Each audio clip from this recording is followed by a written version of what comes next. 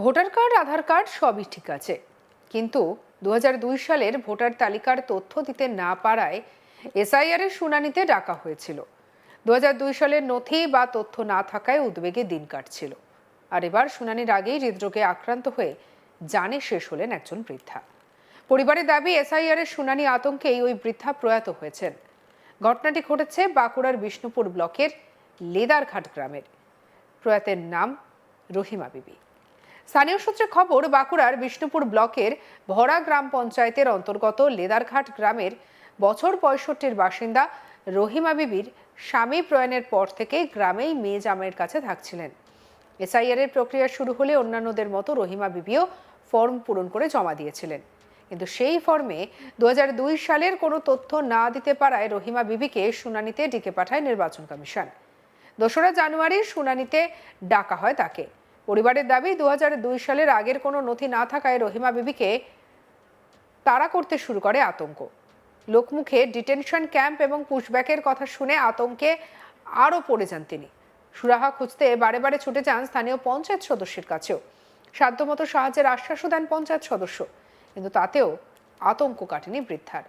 অবশেষে হৃদরোগে আক্রান্ত হয়ে সব শেষ হয়ে যায়।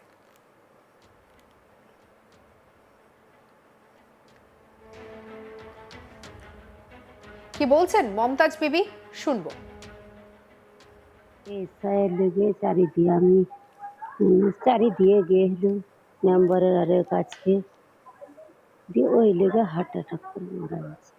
কি কারণে মারা গেছে? হার্ট অ্যাটাক করে মারা গেছে। কোনো নোটিশ এসেছে? হ্যাঁ, নোটিশ এসেছিল, ডেকেছে 2 তারিখে যাবার। ঠিকও হলো, আমরা চারিদিকে করেছিল। কি কারণে রেখেছিল? ওই বলেছিল হিয়ারিং এর লেগে যেতে হবে 2 তারিখে ডেকেছে। ডকুমেন্ট নিয়ে যেতে বলেছিল? হ্যাঁ, ডকুমেন্ট নিয়ে যেতে হবে। ডকুমেন্ট ওনার ছিল না, পাইনি। ভোটার কার্ড, আধার কার্ড ছিল। আমরা চারিদিকে করেছি। পুরনো কোনো কাগজ নেই? না, পুরনো কিছু কাগজ থাকে। এটা নিয়ে কি চিন্তা ছিল? হ্যাঁ, ওর চিন্তা ছিল। কি বলছিল উনি আগে? ওই টেনশন ঢুকে গেল, ওইটি যেমনি শুনল যে আমার তাহলে আর কিছু নাই, আমার নাম নাই, আমি কাগজ পেলাম। এখনো আমার মেয়ে ছেলেটা পঞ্চায়েতে রয়ে গেল, ওইটা নিয়ে টেনশন হয়ে গেল যে এখনো কাগজটা এলো নি, আমার নামটাই আর হলো নি নাকি, ওইটা টেনশনটা আর হয়। এটা নিয়ে চিন্তা করতো সবসময়? হ্যাঁ, ওইটা লেগে কি বলতো আপনাদের? ওই একবার বলেছিল যে আমি খেয়ে দেবো, কেন বিষ খেয়ে নেবেন কেন? ওই টেনশন হয়ে গেল। কি মনে করছেন ওই টেনশনেই মরে গেছে? না না, ওর রোগ ছিল, চিন্তাটা ওই হয়ে গেল। চিন্তার জন্য বেশি সমস্যা হয়েছে। রহিমা বিবির জামাই শেখ নুপুর উদ্দিন কি বলছেন, শুনবো। ওই কোনো ডকুমেন্টস মিলছিল নি, ওর বাবারও মিলেনি, ওরও মিলেনি, যে ওই দুশ্চিন্তায় ছিল, ছিল, ওই করছিল আতঙ্ক ভয়ে। ওই কোনো ডকুমেন্টস মিলেনি, ভোটার কার্ডের নামের সঙ্গে কোনো 2002 সালে ভোটার সার্টিফিকেটের নাম নেই। জমা দিলাম, তো জমা করতে তো পারিনি, তো আমরা ওর কোনো ডকুমেন্টস পাচ্ছিল না।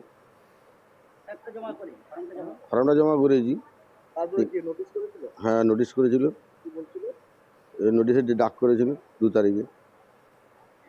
মানে আগামীকাল? হ্যাঁ, আগামীকাল। তারপর কি করছিলেন নোটিশ পাওয়ার পর? নোটিশ পাওয়ার পরে ওই করে দেবো সব। ডকুমেন্ট নাই বলে? ডকুমেন্ট নাই বলে। কারোর কাছে গিয়েছিলেন? হ্যাঁ, গিয়েছিল, ওই পঞ্চায়েত মেম্বারের কাছে গিয়েছিল, সাদার কাছে গিয়েছিল ওই ডকুমেন্ট জোগাড় করার জন্য। কি বলছিলেন কি উনি বলছিল যে আমার তাহলে ডকুমেন্ট যখন নাই তাহলে আতঙ্কে ছিলেন কি? হ্যাঁ, আতঙ্কে ছিল। তারপর কি হলো? গতকাল যে কালকে বেলা 1টার সময় হঠাৎ হার্ট ফেল করে মারা গেছে। শুনে নেওয়া যাক এক স্থানীয়ের বক্তব্য। কি বলছেন স্থানীয় বাসিন্দা শেখ শামসুদ্দিন। ঘটনা, ওর তো বাড়ি এখানেই জন্মস্থান, এখানেই সব আমরাই নিয়েছে এ করেছি। তো ওই যে এসআই যে এইসব ভোটের লেগে করছে, ওই জন্য ও একটা চিন্তাহারা, মানে হয়ে গেছে, ভাবনায় চিন্তায় হয়ে গেছে। চিন্তা এই যে ভোটের জন্যে, যে এসআই ডাক করেছে 2 তারিখে, সেই জন্য। তো ওনার কি কাগজপত্র নেই? না, কাগজপত্র নেই। ভোটার কার্ড আধার কার্ড আছে? হ্যাঁ, ভোটার কার্ড, আধার কার্ড আছে, এখানে ভোট দিচ্ছে, সব দিচ্ছে। আপনি কতদিন ধরে দেখছেন? আমার মোটামুটি ধরো আমার জন্মস্থান আমি দেখি এখানে। আচ্ছা, আপনি জন্মের পর থেকে দেখছেন? হ্যাঁ বলুন। হ্যাঁ, জন্মের পর থেকেই আমি দেখছি এখানে। আপনার বয়স কত? আমার ধরো 55। মানে এই 55-60 বছর ধরে এখানে হ্যাঁ, বসবাস আমি করেন? এখানেই দেখছি। যে এখন কি হয়েছে? এখন কি হবে, ওই মানে ওই 2 তারিখ, হাটবেল করে হ্যাঁ, হাটপেল করে মার। শুনে নেওয়া যাক বাকিরা ঠিক কি বলেছেন। এবারে শুনবো যে স্থানীয় পঞ্চায়েত সদস্যের ঠিক কি বক্তব্য। হাবিবুর কাজী গ্রাম পঞ্চায়েত সদস্য কি বলছেন শুনুন। আমার কাছে বিগত কয়েকদিন ধরেই আমার বাড়ি যাচ্ছিল এই রহিমা বিবি, কিন্তু আমার সাথে দেখা পাইনি। একদিন দেখা হয়েছিল, তো আমি বললাম কী ব্যাপার, বললো আমার এসআইআর বাদ গেছে নাম, সবারই হয়ে গেল, আমারটা এখানে হচ্ছে না, আমার কোনো ডকুমেন্টস নেই, তাহলে পঞ্চায়েতগতভাবে একটু ব্যবস্থা করে দাও। আমি আশ্বাস দিলাম যে ঠিক আছে, আমি দেখছি, বিষয়টা আমি প্রধানের সাথে কথা বলছি, তোমার কোনো চিন্তা নেই। তো ও কিন্তু তবুও, হ্যাঁ, তবু কিন্তু বিচলিত ছিল, না আমার আর ডেট নেই, আর কয়েকদিন বাদ দিয়ে খুব মানে করছিল আর কি।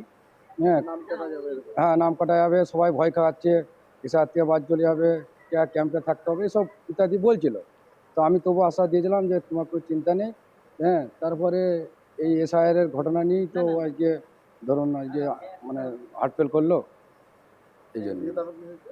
এসআইআর আতঙ্কতেই করলো heartfail। যে মারা গেছে। হ্যাঁ, এই মৃত্যুর জন্য কাকে দায়ী করবেন আপনি? সের জন্য তো এসআইআর দায়ী হবে। হ্যাঁ, এরা খুব অত্যন্ত খুব নিরীহ, এবং এরা এসব জানে না কিছু। হুম, কে কে আছে? এর তো কেউ নেই, এর একটি মেয়ে, ও মেয়ে বাড়িতেই থাকতো। কেন 2002 সালের লিস্টে নাম নেই? না, নাম পাওয়া যাচ্ছিল না, তখন নেই কোনো। হুম। কত বছর ধরে এই গ্রামে উনি বসবাস করেন? অনেক দিন ধরে আছে।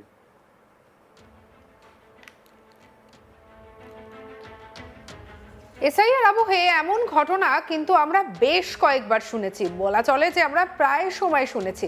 এসআইআর আতঙ্কে জানে শেষ হয়ে যাওয়ার ঘটনা যেন উত্তর বাড়ছে, আর তার মধ্যে এই 65 বছরের বৃদ্ধার খবর সত্যিই যেন একেবারে চোখে জল এনে দেয়। তিনি ভুগছিলেন এসআইআর আতঙ্কে, এবং 2002 সালের কোনো তথ্য দিতে না পারায় তাকে শুনানিতে ডাকা হয়েছিল। আর তারপরেই রীতিমতো চিন্তার মধ্যে ছিলেন, আতঙ্কিত হয়ে হৃদরোগে আক্রান্ত হয়ে জানে শেষ হয়ে গেলেন।